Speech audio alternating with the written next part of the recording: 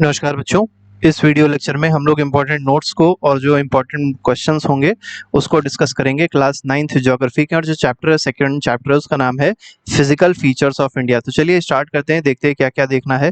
तो यहाँ पर आपको क्वेश्चन के फॉर्म में सारे के सारे नोट्स मिल जाएंगे जिससे आपको समझना आसान हो जाएगा। तो पहले छोटी सी टॉपिक है, इसको देख लेते हैं। बेसिक चीज़ें कही गई हैं। इंडिया आपको पता है बहुत ही बड़ी कंट्री है, तो India is a vast country with varied land forms. तो यहाँ पर देखेंगे तो अलग अलग तरीके के लैंड फॉर्म मिलते हैं।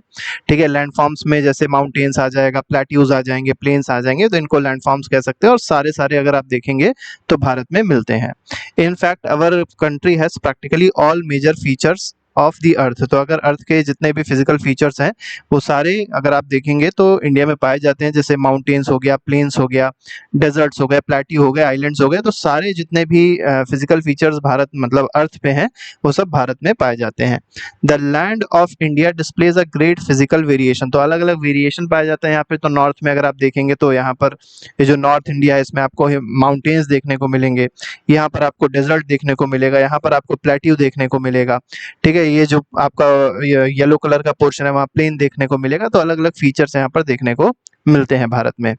इसके बाद कहा गया geologically the peninsular plateau constitutes one of the ancient land masses of the earth surface. तो अर्थ सरफेस का जो सबसे पुराना लैंड मास है वो कहाँ एग्जिस्ट करता है? तो मेनली पेनिनसुलर प्लेट्यू जो रीजन है, मेनली वाला जो रीजन दिखाई पड़ रहा है उसमें एग्जिस्ट करता है। आर्कियन रॉक्स है यहाँ पर। It was suppose to be one of the most stable land blocks. तो ये बहुत ज्यादा स्टेबल लैंड ब्लॉक है, ये भी आपको पता होना चाहिए। The Himalayas and northern plains are most recent land form. तो हिमालयाज हो गए, ठीक है, जैसे इधर पूरा हिमालयाज है, ठीक है, यहाँ तक पूरे में देखेंगे तो हिमालयाज हैं। इसके साथ ही साथ दूसरी चीज क्या कही गई, हिमालय के साथ साथ नॉर्दर्न प्लेन्स कहे गए। तो जो येलो कलर से दिखाई पड़ रहा है इसी को नॉर्दर्न प्लेन्स कहते हैं। तो जो नॉर्दर्न प्लेन्स और हिमालयाज हैं ये भी जल्दी ही बने हैं, तो इसको क्या कहा गया है, रीसेंट लैंडफॉर्म्स कहा गया। अब जल्दी का मतलब ये नहीं कि 2-4 साल पहले बने हैं, जल्दी का मतलब भी हजारों लाखों साल पहले हैं। ठीक है, इसके बाद देखिए क्या कहा गया, from the view point of geology. अब जियोलॉजी के व्यू पॉइंट से अगर देखेंगे तो हिमालय माउंटेन जो है फॉर्म्स एन अनस्टेबल जोन। तो हिमालय जो माउंटेन्स है वो कैसा जोन है, अनस्टेबल जोन है। क्योंकि क्या होता है कि टेक्टोनिक मूवमेंट्स होते रहते हैं, टेक्टोनिक प्लेट जो है वो मूव करती रहती है, जिसकी वजह से इसको क्या कहा गया है, अनस्टेबल जोन कहा गया है। The whole mountain system of Himalaya represents a very youthful topography with high peaks. अगर आप हिमालय में देखेंगे तो बहुत ऊंची ऊंची आपको पहाड़ियां दिखाई पड़ेंगी, ऊंची ऊंची माउंटेन्स दिखाई पड़ेंगे। अब माउंटेन जब ऊंचे होंगे तो उसके बीच में जो रास्ता होगा, मतलब ये जो सकरी गली होगी, इसी को वैलीज कहते हैं। ठीक है, तो जो वैलीज होंगी वो कैसी होंगी, डीप वैलीज होंगी, गहरी वैलीज होंगी। फास्ट फ्लोइंग रिवर्स, अब क्योंकि ये हाई माउंटेन्स हैं, अब यहाँ मान लीजिए कोई ग्लेशियर है तो यहाँ से जब पानी आ रहा होगा तो बहुत तेज स्पीड से आएगा। क्यों? क्योंकि ये जो स्लोप दिया गया है वो बहुत ज्यादा है। ठीक है, तो इसीलिए वहां पर जो रिवर्स है वो बहुत फास्ट फ्लोइंग रिवर्स हैं। Northern plains are formed of alluvial deposit. तो जो नॉर्दर्न प्लेन्स बन रहे हैं येलो कलर में वो किसके बने हैं, तो वो एल्यूवियल डिपॉजिट्स के बने हुए हैं, ये याद रखिएगा। इसके बाद कहा गया peninsular plateau is composed of igneous and metamorphic rock. ये आपको पता होना चाहिए कि जो पेनिनसुलर प्लेट्यू है, ये वाला जो ग्रीन कलर में दिखाई पड़ रहा है, ये किसका बना है, तो ये 2 रॉक का बना है, इग्नियस है और मेटामॉर्फिक रॉक है। सेडिमेंट्री रॉक यहाँ पर प्रेजेंट नहीं है। With gently rising hills and wide valleys. तो यहाँ पर देखेंगे तो क्या है, यहाँ पर भी हिल्स हैं, लेकिन हिल्स कैसी हैं, बहुत मतलब अगर आप देखेंगे तो बहुत ऊंची हिल्स नहीं है यहाँ पर। ठीक है, यहाँ पर जो हिल्स हैं वो थोड़ी नीची हैं, माउंटेन्स के बराबर नहीं है। उनकी अगर हाइट देखेंगे तो 1800 मीटर से थोड़ी सी ज्यादा आपको देखने को मिलेंगी। ठीक है, तो ये हिल्स और वाइड वैलीज यहाँ पर है। तो वैलीज आप देख सकते हैं, यहाँ वाइड वैलीज हो गई। हिमालय में जाएंगे तो वैलीज वाइड नहीं है, लेकिन यहाँ पर जो वैलीज है बहुत गहरी हैं। ठीक है, तो ये डिफरेंस है दोनों में। इसके बाद देखते हैं, क्वेश्चन पे आते हैं। ठीक है, तो क्वेश्चन देखिए, थोड़ा सा इसको मिटा दिया है। क्वेश्चन में कहा गया what are the major physiographic divisions of India. तो अगर इंडिया का फिजियोग्राफिक डिवीजन देखा जाए तो कितने पार्ट में किया गया है, तो 6 पार्ट में इंडिया को मेनली डिवाइड किया गया on the basis of physiography. तो सबसे पहला क्या है, सबसे पहला हिमालयन माउंटेन्स हैं, ये जो आपको दिखाई पड़ रहे हैं, काराकोरम हो जाएगा, ठीक है, ग्रेट हिमालयाज हो जाएंगे, ठीक है, मिडिल हिमालयाज हो जाएंगे और आउटर हिमालयाज हो जाएंगे, शिवालिक्स हो जाएंगे। तो इस तरीके से बताया गया है। इसके बाद नॉर्दर्न प्लेन्स, ये जो येलो से दिया गया है ये नॉर्दर्न प्लेन्स है आपके। इसके बाद कहा गया पेनिनसुलर प्लेट्यू, भी आपको बताया था, जो ग्रीन में दिया गया है पेनिनसुलर प्लेट्यू है। इंडियन डेजर्ट्स देखेंगे तो ये जो आपको थार डेजर्ट दिखाई पड़ रहा होगा, ठीक है, ग्रेट इंडियन डेजर्ट है, ये मेनली मतलब राजस्थान में है, तो ये इंडियन डेजर्ट के बारे में आपको पता होना चाहिए। कोस्टल प्लेन्स, अब कोस्टल प्लेन्स कहाँ पर है, तो ये जो आपको साइड दिखाई पड़ रही है, ठीक है, कोस्ट पे, ठीक है, तो कोस्ट पे भी देखेंगे तो मैदानी क्षेत्र है, बिल्कुल समुद्र से जुड़ा हुआ है, तो उसी को कहते हैं कोस्टल प्लेन्स। और इसके साथ ही साथ आइलैंड्स भी भारत में देखने को मिलते हैं, मेनली दो तरीके के आइलैंड देखने को मिलते हैं। एक आइलैंड अरेबियन सी में देखने को मिलेगा और दूसरा आइलैंड कहाँ पर है, बे ऑफ बंगाल, या ये कह सकते हैं कि हम ईस्ट में है, ठीक है, तो वो है बे ऑफ बंगाल में, और उस आइलैंड का क्या नाम है, अंडमान निकोबार आइलैंड। और जो आइलैंड अरेबियन सी में है उसका क्या नाम है, लक्षद्वीप आइलैंड है। अभी हम लोग एक एक करके सबको डीप में देखेंगे तो ज़्यादा अच्छे से आपको समझ में आ जाएगा। तो सबसे पहला इसके बाद जो क्वेश्चन बोला गया, क्वेश्चन नंबर 2 है, ठीक है, इसमें कहा गया है डिस्क्राइब द हिमालयन माउंटेन्स। तो हिमालयन माउंटेन्स को आपको डिस्क्राइब करना है, बताना है क्या होता है ये, ठीक है। तो देखते हैं क्या क्या चीज़ें एनसीईआरटी कह रहा है। तो एनसीईआरटी में सबसे पहली चीज़ कही गई है, हिमालय जो है वो कैसा माउंटेन है, यंग फोल्ड माउंटेन्स। अभी आपको बताया था जो डेक्कन प्लेट्यू है बहुत पहले बना था, तो इसको क्या कहते हैं, ओल्ड, मतलब बहुत ही ओल्ड रॉक से बना है, लेकिन ये रीसेंट डिपॉजिट से बन रहा है, रिसेंटली सेडिमेंट्स आए हैं, फोल्ड हुए हैं, ठीक है, फोल्ड्स क्रिएट हुआ है और हिमालय क्रिएट हो गया है, ठीक है। फोल्ड माउंटेन्स हैं, याद रखिएगा, ठीक है। फोल्ड्स कुछ इस तरीके के देखने को मिलेंगे, ऐसे ऐसे करके फोल्ड्स बनते हैं, एक के ऊपर एक सेडिमेंट्स आता रहता है और प्लेट्स का मूवमेंट होता है, ठीक है, प्लेट्स कॉम्प्रेस होती है, तो ये जो मतलब फोल्ड्स होते हैं ये ऐसे करके ऊंचे हो जाते हैं, ठीक है। Stretch over northern borders of India, तो कहाँ पर एग्जिस्ट करते हैं हिमालयस, तो अगर आप देखेंगे जो नॉर्थ के बॉर्डर्स हैं, आप ये देख सकते हैं, ये भी नॉर्थ का बॉर्डर हो गया है, पूरा पूरा अगर आप देखेंगे तो नॉर्दर्न बॉर्डर्स है भारत का, जहाँ पर ये एग्जिस्ट करता है।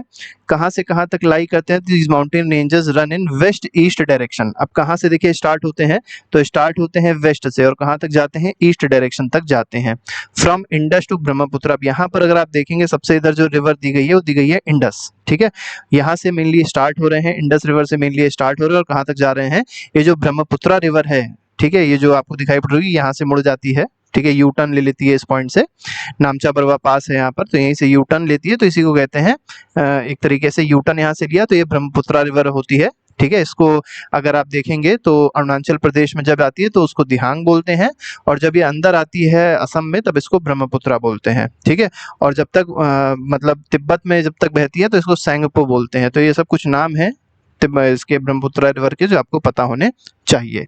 तो हिमालय जो है कहाँ से कहाँ तक एक्सटेंड कर रहा है, तो इंडस रिवर से लेके ये जो आपकी ब्रह्मपुत्र रिवर है यहाँ तक एक्सटेंड कर रहा है।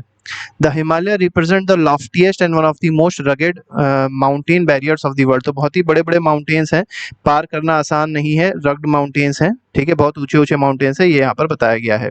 They form an arc which covers a distance of about 2400 kilometre. ये बहुत इंपॉर्टेंट है, ये वैल्यू याद रखिएगा क्योंकि एमसीक्यू बेस्ड में डायरेक्टली पूछा जा सकता है, ठीक है। तो यहाँ से अगर आप यहाँ तक की लेंथ देखेंगे, मतलब ये जो पूरी लेंथ दी गई है पूरे हिमालयास की, तो वो कितनी दी गई है, 2400 किलोमीटर दी गई है। तो ये आर्क का देखिए शेप बन रहा है, इस तरीके का आर्क है, तो आर्क का शेप बनाता है हिमालयास, तो इसीलिए कहा गया आर्क शेप का है।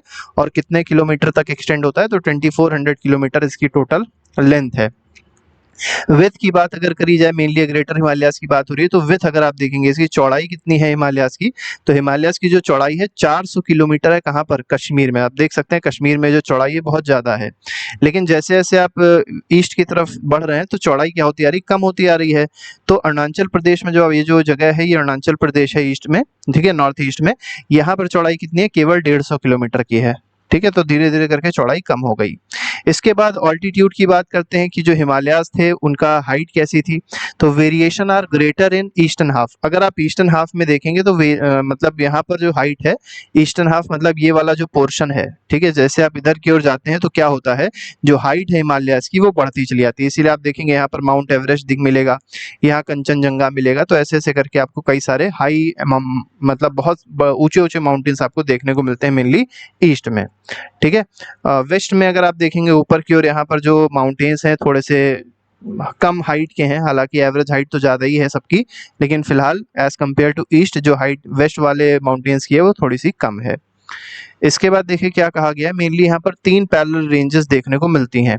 अब यही 3 पैरेलल रेंजेस क्या होती है, तो सबसे बाहर जो देखने को मिलती है बता देते हैं आपको इसी डायग्राम से।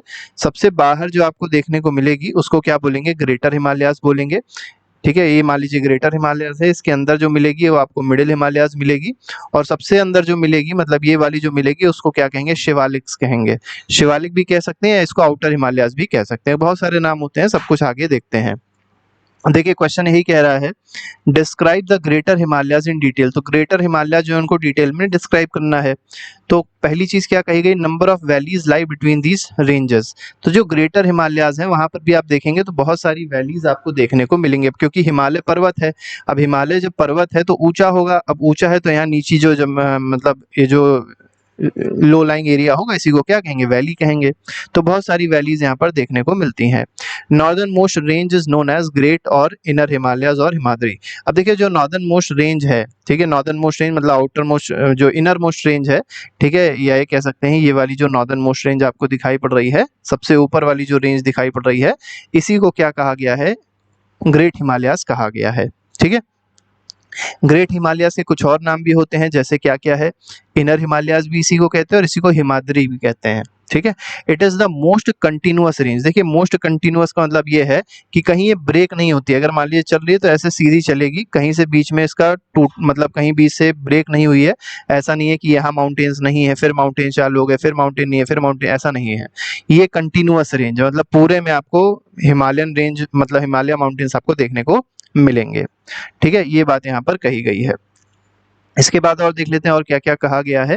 इसमें देखिए ये भी कहा गया है कि जो एवरेज हाइट है, लॉफ्टीएस्ट पीक है, मतलब अगर पीक आप देखेंगे तो ग्रेटर हिमालयाज में सबसे ऊंचे ऊंचे आपको पहाड़ देखने को मिलेंगे, सबसे ऊंचे माउंटेन्स देखने को मिलते हैं। एवरेज हाइट कितनी है, बहुत इंपॉर्टेंट है, 6000 मीटर एवरेज हाइट है ग्रेटर हिमालयाज की। याद रखिएगा ये सारी बातें जो हो रही हैं वो ग्रेटर हिमालयाज की हो रही हैं। It contains all prominent Himalayan peaks. तो जितनी भी बड़ी बड़ी पीक्स हैं हिमालय की वो इसी में ही है। आप देख सकते हैं कुछ हाइट दी गई, जैसे माउंट एवरेस्ट है, ठीक है, नेपाल में है, इसकी हाइट क्या है, 8848 है। कंचनजंगा कहाँ पर है, इंडिया में है, 8598 है। अगर आप देखेंगे तो एक और आपको देखने को मिलेगा, अगर मान लीजिए पूछा जाए कि इंडिया की सबसे हाईएस्ट पीक कौन सी है, तो माउंट केटू है। ठीक है, ये मेनली काराकोरम रेंज में आती है। तो ये कहाँ पर लाई करती है, तो इंडिया में है। कई लोग इसको सोचते हैं ये पाकिस्तान में, तो पाकिस्तान में नहीं है, पीओके में है, पाकिस्तान ऑक्यूपाइड कश्मीर में है। तो जो कश्मीर का रीजन है वो पाकिस्तान का नहीं है, वो भारत का है। तो अगर कभी भी क्वेश्चन आए कि भारत की सबसे ऊंची रेंज या सबसे ऊंचा माउंटेन कौन सा है, तो केटू ही लगाइएगा, कंचनजंगा ना लगाइएगा। कंचनजंगा जो है दूसरे नंबर पे सबसे ऊंचा है। ठीक है, नेक्स्ट देखते हैं। नेक्स्ट देखिए क्या कहा गया, the folds of great Himalayas are asymmetrical. तो जो फोल्ड्स हैं वो कैसे हैं, एसिमेट्रिकल हैं इन नेचर। तो नेचर में मतलब अगर देखा जाए तो फोल्ड्स कैसे हैं, एसिमेट्रिकल हैं। द कोर, अब ये जो कोर है हिमालय का, जब आप कोर देखेंगे, कोर मतलब ये जो अंदर वाला मेनली पार्ट है हिमालयाज का, ये किसका बना हुआ है, तो ग्रेनाइट का बना हुआ है। किसका बना हुआ है, ग्रेनाइट का बना है। ग्रेनाइट कैसी रॉक होती है, तो ग्रेनाइट अगर आप देखेंगे तो इग्नियस रॉक है। ठीक है, इसके बाद कहा गया it is perennial snow bound. अब यहाँ पर हमेशा क्या, क्योंकि ऊंचा बहुत है, ऊंचा होगा तो ठंडा होगा, तो जितना भी यहाँ पर ये कह सकते हैं मॉइस्चर होता है वो बर्फ के फॉर्म में जम जाता है। तो इसीलिए हमेशा स्नो बाउंड रहती है, हमेशा यहाँ पर ग्लेशियर देखने को मिलेंगे। ठीक है, स्नो देखने को मिलेगी, वही चीज यहाँ पर कही गई है। A number of glacier descend from this range, जो बहुत सारे ग्लेशियर भी इसके आसपास आपको देखने को मिलेंगे, ये बात यहाँ पर लिखी गई है। डिस्क्राइब हिमालयाज, हिमांचल और लेसर हिमालयाज। देखिए लेसर हिमालयाज को ही क्या कहते हैं, हिमांचल कहते हैं। जैसे आपको पता होगा हिमाचल प्रदेश है, तो अगर पूछा जाए हिमाचल प्रदेश कौन से हिमालयाज में आता है, तो ये लेसर हिमालयाज में आता है। इसके बाद देखिए इसमें कहा गया, आंसर में देखते हैं, the range lying between south of Himadri. अब ग्रेटर हिमालय के साउथ में जो रेंज है उसी को क्या बोला गया, लेसर हिमालय बोला गया है। Forms the most rugged mountains system and is known as Himachal और लेसर हिमालयाज। तो यहाँ पर भी माउंटेन सिस्टम अगर आप देखेंगे तो बहुत ज्यादा रग्ड है, ठीक है, या रगेड है। इसमें देखिए और क्या कहा गया, the ranges are mainly composed of high compressed and altered rocks. तो मेनली जो रेंजेस यहाँ पर देखने को मिलती हैं वो बहुत ही कॉम्प्रेस्ड रॉक्स की हैं, ऑल्टर्ड रॉक्स की हैं। इसके बाद ऑल्टीट्यूड अगर देखा जाए कि पहाड़ों की जो हाइट है हिमाचल में वो कितनी है, तो एवरेज हाइट अगर आप देखेंगे तो 3700 से 4500 मीटर्स तक आपको देखने को मिलेगी। ग्रेट हिमालयाज में हमने क्या देखा था, 6000 मीटर देखी थी एवरेज हाइट, और यहाँ पर जो हिमाचल है या लेसर हिमालयाज है, यहाँ पर जो हाइट दी गई है वो 3700 से 4500 मीटर्स तक दी गई है। एवरेज विथ आप देख सकते हैं यहाँ पर केवल 50 किलोमीटर की है, और आपने ग्रेटर हिमालयाज में देखा था तो 400 थी और 150 थी। 400 कश्मीर में थी और 150 कहाँ पे थी, अरुणाचल प्रदेश में थी। While the forms the longest, मतलब ये जो है इसमें लॉन्गेस्ट रेंज यहाँ पर देखने को मिलेंगी, तो बहुत सारी रेंजेस यहाँ देखने को मिलती हैं, जैसे धौलाधर हो गई, महाभारत रेंज हो गई, ठीक है। तो धौलाधर यहाँ पर आप देख सकते हैं, हालांकि दिया नहीं है, तो ये धौलाधर रेंज है, इसके बगल में आपको महाभारत रेंज भी देखने को मिलती है। तो कुछ ऐसी रेंजेस यहाँ देखने को मिलती हैं। तो अगर पूछा जाए धौलाधर रेंज और महाभारत रेंज कहाँ पे लाई करती है, तो आप कहेंगे मिडिल हिमालयाज बोले या हिमाचल बोले, उसमें लाई करती है। The range consist of famous value, यहाँ पर कई सारी वैलीज भी देखने को मिलती हैं, जैसे कश्मीर वैली देखने को मिलेगी, ठीक है, कांगड़ा वैली देखने को मिलेगी, कुल्लू वैली देखने को मिलेगी। अब कुल्लू में आपको पता होगा मेनली ये सब हिल स्टेशंस है, यहाँ पर लोग अपनी गर्मी की छुट्टियां मनाने के लिए जाते हैं, ठीक है। और ये कहाँ पर है, कुल्लू अगर देखा जाए तो हिमाचल प्रदेश में है, ठीक है। अब यहाँ पर मेनली हिल स्टेशन है, वही हमने आपको बताया। इसके बाद आते हैं आउटर हिमालयाज में। आउटर हिमालयाज को मेनली क्या कहते हैं, शिवालिक्स कहते हैं। तो पहली चीज तो याद रखिएगा, इसको क्या कहा जाता है, शिवालिक्स भी कहा जाता है, ठीक है। अब देखिए क्या क्या कहा गया। तो आउटर मोस्ट रेंज जो आपको देखने को मिली हिमालयाज की, जैसे आपको बताया ये ग्रेट हिमालयाज है, इसके बाद आपने देखा मिडिल हिमालयाज है जिसको हिमाचल भी कह रहे थे, और सबसे नीचे जो आ रही है साउथ में, मतलब मिडिल हिमालयाज के साउथ में जो देखने को मिल रहा है वो कौन सी है, आउटर हिमालयाज है, इसी को शिवालिक्स भी कहा जाता है। They extend over a width of 10 to 50 metre. अभी आपने क्या देखा था, ग्रेटर हिमालयाज की विथ क्या देखी कि आपने देखी 150 किलोमीटर से कितनी थी, 400 किलोमीटर तक थी। यहाँ पर आपने क्या देखा, यहाँ पर आपने देखा 50 किलोमीटर की विड्थ थी, ठीक है, मिडिल हिमालयाज में। अब आउटर हिमालयाज की विड्थ और देखिए कम हो गई, कितनी हो गई, 10 से 50 किलोमीटर हो गई, ठीक है। मतलब 10 किलोमीटर की भी विड्थ हो सकती है कहीं पर, और कहीं पर 50 किलोमीटर की भी विड्थ हो सकती है। ऑल्टीट्यूड देखिए यहाँ बहुत ही कम है, यहाँ पे जो हिमालयाज हैं बहुत छोटे छोटे यहाँ पर्वत देखने को मिलेंगे। मेनली उनकी एवरेज जो हाइट दी गई है वो 900 से 1100 मीटर के पर्वत यहाँ पर देखने को मिलते हैं, मतलब कम हाइट के हैं, ठीक है। तो सबसे ऊंचे पर्वत कहाँ देखने को मिल रहे हैं, ग्रेटर हिमालयाज में। उससे छोटे छोटे पर्वत आपको मिडिल हिमालयाज में देखने को मिलेंगे, और सबसे छोटे पर्वत कहीं देखने को मिलेंगे तो वो है आउटर हिमालयाज, या इसको हम लोग शिवालिक्स भी कह सकते हैं, ठीक है। अब मेनली ये जो बने हैं, ये जो शिवालिक्स बने हैं या जो आउटर हिमालयाज बने हैं, वो किससे बने हैं, तो मेनली अनकंसोलिडेटेड सेडिमेंट्स से बने हैं, ठीक है। तो आप ये देख सकते हैं ये शिवालिक्स दिया गया है, ठीक है। तो ये लेसर हिमालयाज है, इसके बाद देखिए दून बना, ये शिवालिक्स बन गया, ठीक है।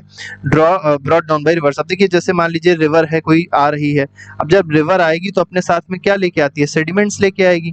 अब सेडिमेंट्स उसने क्या कर दिए, यहाँ पर जमा कर दिए। अब जब धीरे धीरे करके सेडिमेंट जमा करती गई तो क्या हुआ, अब यही सेडिमेंट कंप्रेस होंगे। अब ये सेडिमेंट जब कंप्रेस होंगे तो लेयर फॉर्म में बन जाएंगे। अब लेयर फॉर्म में बनेंगे तो क्या, कौन सी रॉक यहाँ पर पाई जाएगी, सेडिमेंट्री रॉक यहाँ पर पाई जाएगी। वही सारी चीजें यहाँ पर बताई गई हैं, ठीक है। इसीलिए इनकी हाइट भी थोड़ी सी कम होती है। Himalayan ranges located far north, ठीक है। इसके बाद कहा गया these valley are covered with thick gravel and alluvium. तो ये जो आपको दिखाई पड़ रहा है ना, ये वाला जो रीजन है जिसको शिवालिक कहा जा रहा है, ये मेनली किससे कवर्ड होता है, तो यहाँ पर मेनली एल्यूवियम पाया जाता है। मेनली अगर आप देखेंगे अलूवियल सॉइल या एल्यूवियम कह सकते हैं, मेनली अलूवियम पाया जा रहा है। यहाँ पर थिक ग्रेवल पाई जा रही है, जिससे कहीं ना कहीं यहाँ पर अच्छी खासी एग्रीकल्चर भी हो जाती है। The longitudinal valley lying between lesser Himalayas and Shivaliks are known as dunes। अब देखिए यहाँ पर लेसर हिमालयाज दिया गया, यहाँ शिवालिक्स दिया गया। लेसर हिमालयाज और शिवालिक्स के बीच में जो वैली देखने को मिली है, हम वैली की बात अभी कर रहे थे थोड़ी देर पहले, तो ये जो वैली देखने को मिलती है इसी को क्या कहते हैं, दून कहते हैं, ठीक है। और मेनली दून कौन कौन से होते हैं, जैसे आपने सुना होगा नाम देहरादून, जो कि उत्तराखंड की राजधानी है, कोटली दून हो गया, पटली दून हो गया, तो ये सब के सब क्या है, दून्स हैं। अब आपको ये पता होना चाहिए दून किसके कहाँ लाई करते हैं, तो लेसर हिमालयाज और शिवालिक्स के बीच में जो वैलीज होती हैं उसी को क्या कहा जाता है, दून्स कहा जाता है, ठीक है। एक चीज और याद रखिएगा, लेसर हिमालयाज है क्या, तो लेसर हिमालयाज को ही अभी हमने देखा था मिडिल हिमालयाज भी कहते हैं, ठीक है, इसको हिमाचल भी कहते हैं। तो हिमाचल और मेनली शिवालिक जो आउटर हिमालयाज है, दोनों के बीच में जो वैली है उसको क्या कहेंगे, दून कहेंगे। इसके बाद आते हैं अगला क्वेश्चन देखते हैं। अगले क्वेश्चन में कहा गया describe the regional division of Himalaya from west to east. अब अभी हमने क्या देखा, अभी हमने देखा जो लेयर कई सारी दिखाई पड़ रही थी नॉर्थ से साउथ में, तो मेनली 3 लेयर हमने देखी। पहला ग्रेट हिमालयाज देखा, दूसरा मिडिल हिमालयाज देखा जिसको लेसर हिमालयाज या हिमाचल कहा गया, और तीसरा हम लोग ने देखा जो क्या था, तीसरे का नाम क्या है, तीसरे का नाम था शिवालिक्स। शिवालिक्स को याद रखिएगा आउटर हिमालयाज भी कहते हैं। अब क्योंकि ये आउटर हिमालयाज है तो सबसे ऊपर वाला क्या हो जाएगा, इनर हिमालयाज हो जाएगा, ठीक है। ये सारी बात हम लोग फिलहाल कर चुके हैं। आगे बढ़ते हैं, क्वेश्चन देखते हैं अगले में। देखिए अब जो हम लोग को देखना है वेस्ट टू ईस्ट देखना है, मतलब यही सेम रेंज रहेंगी, रेंज में कोई परिवर्तन नहीं होगा, रेंज तो वही है, लेकिन जब हम लोग वेस्ट से ईस्ट की तरफ आते हैं तब हिमालयाज का नाम क्या हो जाता है उसके बारे में यहाँ पर डिस्कशन करना है। तो देखिए वेस्ट से जब ईस्ट आते हैं तो मेनली क्या है, यहाँ पर कई सारी आपको रिवर्स देखने को मिलेंगी जो मेनली तिब्बत से निकल रही है, ठीक है। जैसे यहाँ पर इंडस देखने को मिलेगी, उसके बाद सतलज देखने को मिलेगी, उसके बाद ये जो काली रिवर है ये बहुत इंपॉर्टेंट है, ठीक है। इसके बाद ये तीस्ता रिवर बहुत इंपॉर्टेंट है, 4 रिवर याद रखिएगा, इसके अलावा आपको मेनली कोई भी रिवर याद नहीं रखनी है। तो इंडस हो गई सबसे पहले, उसके बाद सतलज हो गई, उसके बाद काली हो गई, काली जो है वो गंगा की ट्रिब्यूटरी है, और इसके बाद ये तीस्ता है, तीस्ता याद रखिएगा ब्रह्मपुत्रा की ट्रिब्यूटरी है। ट्रिब्यूटरी का मतलब होता है कोई ऐसी रिवर जो मेन रिवर से जाके जब मिलती है तो उसको क्या बोलते हैं, ट्रिब्यूटरी बोलते हैं। तो ये ट्रिब्यूटरी हो जाएगी इस मेन रिवर की, ठीक है। अब देखिए इसमें क्या कहा गया, तो वही डिवीजन कैसे है, तो आप देख सकते हैं ये जो है सबसे मोस्ट वेस्टर्न मोस्ट पार्ट है और ये जो है सबसे ईस्टर्न मोस्ट पार्ट है। तो तीन में मेनली डिवाइड किया गया, वेस्टर्न हिमालयाज ये सेंटर में आ रहा है तो इसको सेंट्रल हिमालयाज या नेपाल हिमालयाज कहेंगे, और ये जो आ रहा है वो ईस्ट मोस्ट में आ रहा है तो इसको ईस्टर्न हिमालयाज कहेंगे या इसको असम हिमालयाज भी कहा जाता है। और वेस्टर्न हिमालयाज जो है उसको मेनली दो पार्ट में डिवाइड किया गया। पहला जो कहा गया उसको पंजाब हिमालय कहा गया। पंजाब हिमालय कहाँ से कहाँ तक लाई कर रहा है, तो इंडस से लेके सतलज के बीच में जो हिमालयाज लाई करते हैं उनको पंजाब हिमालयाज कहा जाता है, ठीक है। इसके बाद देखिए सतलज रिवर है और ये काली रिवर है, तो सतलज और काली के बीच में जो हिमालयाज लाई करते हैं उसको क्या कहते हैं, कुमाऊं हिमालयाज कहते हैं। कुमाऊं आपको पता होगा एक जगह है कहाँ पर, उत्तराखंड में है, तो कुमाऊं हिमालयाज इसको कहा जाता है। अब अगर पूछा जाए ये दोनों किस हिमालय के पार्ट है, तो ये ईस्टर्न हिमालयाज के पार्ट है। किसके पार्ट है, नहीं वेस्टर्न हिमालयाज के पार्ट है, ईस्ट तो इधर है, ये सब वेस्टर्न हिमालयाज के पार्ट है। अब देखिए ये काली रिवर हो गई, इसके बाद ये तीस्ता रिवर हो गई। काली और तीस्ता के बीच में जो हिमालय देखने को मिल रहा है वो कौन सा हिमालय है, नेपाल हिमालयाज है, ठीक है। तो आपको केवल ये याद रखना है, केवल अगर आपको रिवर भी याद है, जैसे समझ लीजिए ऐसे याद कर लीजिए, सबसे पहले इंडस है, ठीक है, आपको थोड़ी बहुत रिवर के बारे में नॉलेज होगी तो आप आसानी से कर सकते हैं। इसके बाद सतलज देखने को मिल रही है, फिर काली देखने को मिल रही है, फिर तीस्ता देखने को मिल रही है। तो इंडस, ये इंडस थी, इंडस और सतलज के बीच में क्या हो जाएगा, कश्मीर हिमालयाज हो जाएगा। सतलज और काली के बीच में क्या हो जाएगा, तो कुमाऊं हिमालयाज हो जाएगा। काली और तीस्ता अगर आप देखेंगे, ठीक है, तो काली और मतलब मेनली अगर आप देखें तो इसके बाद और भी तो आएगा, तो काली और तीस्ता के बाद अगर देखा जाए तो ये काली हो गई, तीस्ता हो गई, काली और तीस्ता के बीच में सेंट्रल हिमालयाज हो गए, और तीस्ता के बाद यहाँ पर लास्ट में क्या आएगा, ब्रह्मपुत्रा रिवर आएगी, तो इनके बीच में क्या हो जाएगा, ईस्टर्न हिमालयाज हो जाएगा, जिसको असम हिमालयाज भी कहते हैं। वही बात देखिए पूरी बताई गई है। अब इसको एक एक करके हम लोग डिस्कस कर लेते हैं, ठीक है। पहले इसको रब करते हैं जिससे आसान हो जाएगा समझाना, ठीक है।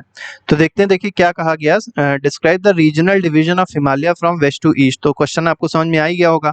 तो बिसाइड द लॉन्गिट्यूडनल डिवीजन, तो अभी हम लोग ने लॉन्गिट्यूडनल डिवीजन देखा था, इस तरीके का था। इसके बाद अब जो देख रहे हैं वो क्या है, रीजनल, मतलब एक तरीके से रीजनल डिवीजन है, ठीक है। मतलब वेस्ट टू ईस्ट में डिवीजन किया गया किस तरीके से, तो रिवर वैलीज के हिसाब से डिवीजन किया गया, रिवर्स के हिसाब से डिवीजन किया गया है, ठीक है। अब देखिए एग्जांपल क्या क्या दिया गया, एग्जांपल मतलब डिवीजन बताए गए हैं। तो इंडस और सतलज के बीच में, ये इंडस रिवर हो गई, ये सतलज रिवर हो गई, इन दोनों के बीच में जो हिमालयाज लाई करते हैं उसको क्या कहते हैं, पंजाब हिमालय कहा जाता है, ठीक है। और साथ ही साथ पंजाब के साथ साथ इसको और क्या कह सकते हैं, कश्मीर हिमालयाज भी कह सकते हैं, याद रखिएगा। तो पंजाब हिमालय कहा जाए, कश्मीर हिमालय कहा जाए या हिमाचल हिमालय कहा जाए, दोनों तीनों बातें जो है वो एक तरीके से सेम है। इसके बाद आते हैं सतलज और काली। देखिए घाघरा और ये गंगा, इन सबको ज्यादा ध्यान मत दीजिएगा अभी। सतलज और काली के बीच में अगर आप देखेंगे तो ये याद रखिए, इस पे फोकस करिए। सतलज और काली के बीच में जो हिमालयाज देखने को मिलेंगे, चाहे वो ग्रेटर हिमालयाज हो, चाहे मिडिल हिमालयाज हो, चाहे लेसर हिमालयाज हो, किसी भी तरीके के हिमालयाज होंगे तो उनको क्या कहा जाएगा, कुमाऊं हिमालयाज कहा जाएगा। इसके बाद काली और तीस्ता, ये जो तीस्ता रिवर दी गई है जो कि ट्रिब्यूटरी है किसकी, ब्रह्मपुत्रा की, तो काली और तीस्ता के बीच में जो रिवर मतलब हिमालयाज हैं वो क्या कहलाते हैं, नेपाल हिमालयाज कहलाते हैं। यहीं पर आपको सबसे हाईएस्ट हिमालयाज देखने को मिलते हैं। इसके बाद तीस्ता और दिहांग। अब देखिए दिहांग से आप कंफ्यूज मत होइएगा, हमने आपको बताया था जब ये मतलब एक तरीके से अरुणाचल प्रदेश में होती है तब इसको दिहांग कहते हैं, ठीक है। तो तीस्ता और दिहांग के बीच में अगर आप देखेंगे तो जो हिमालयाज है उसको क्या कहा गया, असम हिमालयाज कहा गया है, ठीक है। Brahmaputra marks the eastern most boundary. अभी हम लोग ने देखा था कि ब्रह्मपुत्रा जो है वो ईस्टर्न मोस्ट बाउंड्री है हिमालयाज की।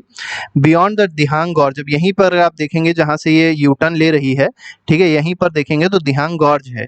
द हिमालयाज बेंड शार्पली, यहीं से वो क्या कर लेती है, यूटर्न लेती है, किसकी तरफ, साउथ की तरफ। पहले ऐसे फ्लो कर रही थी, फिर देखिए अचानक से उसने यूटर्न ले लिया और ये साउथ में फ्लो लग गई, नीचे की ओर फ्लो लग गई, ठीक है।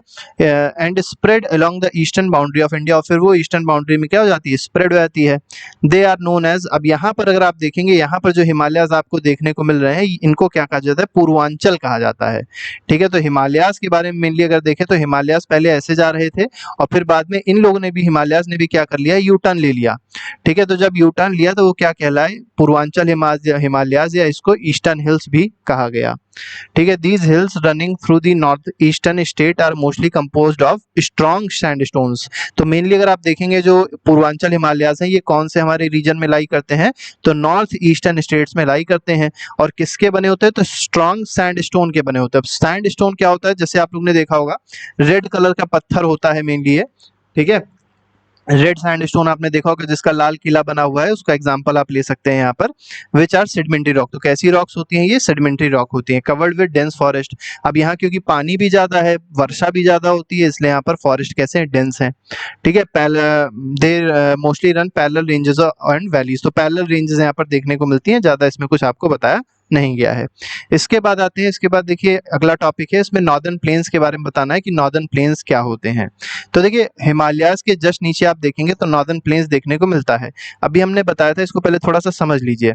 जैसे मान लीजिए ये कोई ऐसी भूमि है, ठीक है, इस तरीके, ये मान ली हिमालयाज थे, यहाँ पानी जब बरसा, यहाँ जब वर्षा होगी तो क्या होगा, ये जो पानी होगा यहाँ से सेडिमेंट्स लेके आएगा, धूल मिट्टी जो भी है उसको लेके आएगा, और जब धूल मिट्टी लेके आएगा, यहाँ पे तो स्पीड ज्यादा है तो आराम से धूल मिट्टी नीचे आती रहेगी। अब लेकिन जब इस वाले स्लोप पे आएगा, मतलब जब प्लेन पे आएगा, तो धीरे धीरे करके क्या होगी, पानी की स्पीड कम हो जाएगी, और जब स्पीड कम हो जाएगी तो जो मिट्टी लेके आ रही थी वो रिवर, वो धीरे धीरे मिट्टी यहाँ पर जमा होने लग जाएगी। अब जब ये मिट्टी जमा होने लग गई तभी इसको क्या कहा गया, प्लेन कहा गया। क्या कहा गया, प्लेन कहा गया। ठीक है, तो याद रखिएगा एलुवियल सॉइल यहाँ पर डिपॉजिट होती है। ठीक है, इसी तरीके से इसको प्लेन कहते हैं। देख लेते हैं, अब एक एक चीज समझ जाएंगे। Northern plains has been form by interplay of 3 major rivers. अब देखिए नॉर्दर्न प्लेन जो है वो मेनली 3 रिवर से बन रही है। नॉर्दर्न प्लेन्स में केवल गंगा नहीं आती है, मेनली 3 रिवर से बनेगी। पहला इंडस है, दूसरा गंगा, और तीसरी कौन सी है, ब्रह्मपुत्रा है। तो इंडस का जो मेनली पार्ट है वो पाकिस्तान में चला गया। ठीक है, अगर आप गंगा का पार्ट देखेंगे पूरा ज्यादातर भारत में ही है, पूरा ही भारत में ही है, थोड़ा बहुत बांग्लादेश में भी है। और ब्रह्मपुत्रा का भी पार्ट अगर आप देखेंगे तो बांग्लादेश में देखने को मिलेगा। इसके बाद देखिए क्या कहा गया है, this plains is formed of alluvial soil. देखिए कितनी अच्छी बात है, ये जो प्लेन्स फॉर्म हो रहे हैं यहाँ पर वो किस सॉइल के हैं, अलुवियल सॉइल के हैं। और यही अलुवियल सॉइल क्या होती है, बहुत ज्यादा फर्टाइल होती है। The deposition of alluvium in a vast basin lying at foothills of Himalaya. अब फुटहिल्स क्या होते हैं, तो देखिए अभी हमने आपको बताया, मान लीजिए हिमालयाज हैं, तो ये हिमालयाज के यहाँ पर पैर है ना, तो इसी को कहते हैं फुटहिल्स। तो जो भी अलुवियल डिपॉजिट्स हो रहे थे वो कहाँ पर हो रहे थे, इसी फुटहिल्स में ही तो हो रहे थे। तो वही बात यहाँ पर कही गई है, तो बिल्कुल भी कंफ्यूज नहीं होना, बहुत ही आसान चीजें हैं। इसके बाद देखिए क्या कह रहा है, इसके बाद कहा गया ओवर मिलियंस ऑफ ईयर। तो जो डिपोजिशन हो रहा था वो 1-2 दिन का काम नहीं है, मिलियंस, लाखों साल पुरानी ये सब चीजें हैं, जिसकी वजह से जो नॉर्दर्न प्लेन्स है वो फॉर्म हुए हैं। ठीक है, फर्टाइल होते हैं, भी हमने आपको बताया। एरिया अगर देखा जाए कितना है, तो 7 लाख स्क्वायर किलोमीटर का एरिया है टोटल। ठीक है, इसके बाद यहाँ पर देखिए क्या कहा गया, जितनी लंबी लेंथ आपको हिमालयाज की देखने को मिलेंगी, अप्रोक्सीमेटली उतनी ही लंबी लेंथ आपको, मतलब ये जो प्लेन्स दिखाई पड़ रहे हैं नॉर्दर्न प्लेन्स, उनकी भी देखने को मिलती है, 2400 किलोमीटर। ठीक है, लेकिन विथ अगर देखेंगे तो 250, मतलब 240 किलोमीटर से कितनी है, 320 किलोमीटर तक है। डेंसली पॉपुलेटेड, अब आपको पता हो जाएगा कि डेंसली पॉपुलेटेड क्यों है, क्योंकि देखिए यहाँ पर एग्रीकल्चर ज्यादा होगा, मौसम ठीक ठाक है। अब कि जहाँ पर एग्रीकल्चर ज्यादा होगा तो वहां पर क्या है, कहीं ना कहीं पॉपुलेशन भी ज्यादा होगी, क्योंकि हम लोगों को क्या चाहिए, रहने के लिए खाना चाहिए। अब खाना अगर क्योंकि रहने के लिए चाहिए, तो जहाँ ज्यादा खाना होगा वहीं पे तो ज्यादा जनसंख्या आएगी। ठीक है, तो यहाँ पर इसीलिए जो पॉपुलेशन है उत्तर प्रदेश में, मेनली बिहार में अगर आप देखेंगे तो पॉपुलेशन इन सब रीजन में हमेशा ज्यादा रही है और रहेगी भी। इसके बाद देखिए क्या कहा गया, with a rich soil cover combined with adequate water supply.